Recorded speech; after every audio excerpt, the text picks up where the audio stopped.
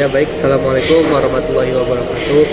Sebelumnya perkenalkan, nama saya Muhammad Holiludin dari TL2C.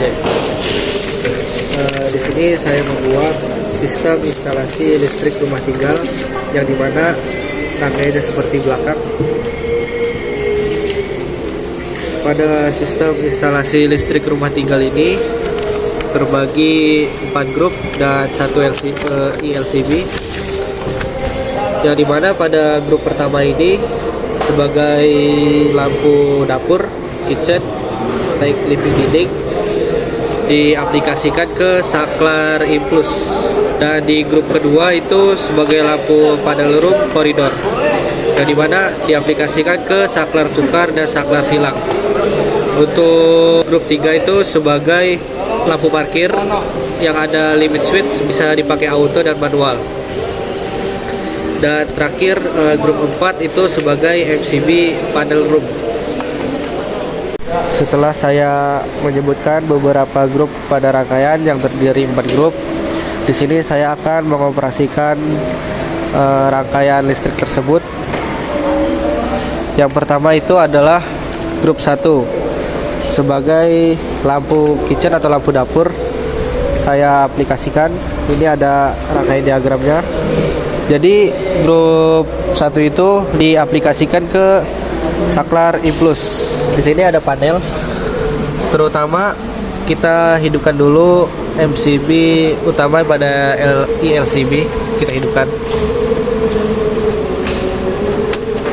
Oke, udah hidup ya teman-teman. 1. Oke. Kita aplikasikan ke saklar implus. Nah, pada saklar implus di diagram ini tidak ada rangkaian saklar seri. Jadi pada diagram lokasi itu ada saklar seri ya teman-teman. Pertama-tama kita aplikasikan saklar serinya dulu. Pada saklar seri ini menghidupkan lampu C. Nah, kita hidupkan ya. Nah, lampu C hidup, lalu kita matikan. Nah, selanjutnya sebelahnya C1 kita hidupkan. Hidup teman-teman, lalu kita matikan. Jadi saklar seri berfungsi normal ya teman-teman. Selanjutnya di sini saya akan menghidupkan saklar implus. Nah, saklar implus ini ada 2 tombol pas button, 1 dan 2. Nah, ketika tombol 1 ditekan, maka lampu implus akan hidup. Nah, hidup ya, bekerja ya. Nah, dan saya mematikan di pas button 2. Nah, mati ya. Di sini juga bisa dihidup matikan pada pas button 1. Hidup, mati. Nah, jadi pada grup 1 ini berfungsi normal.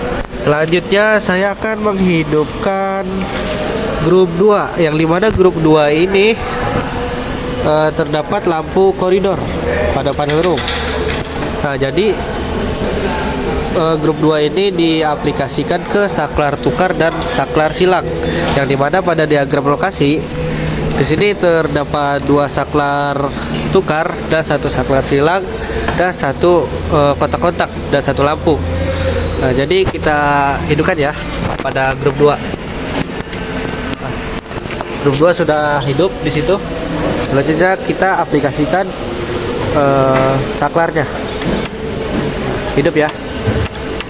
Dan ini hidup, mati, hidup, mati, dihidup, hidup, dan sini hidup, mati. Oke. Selanjutnya kita tes kontak-kontaknya, apakah bekerja. Oke, bekerja ya teman-teman.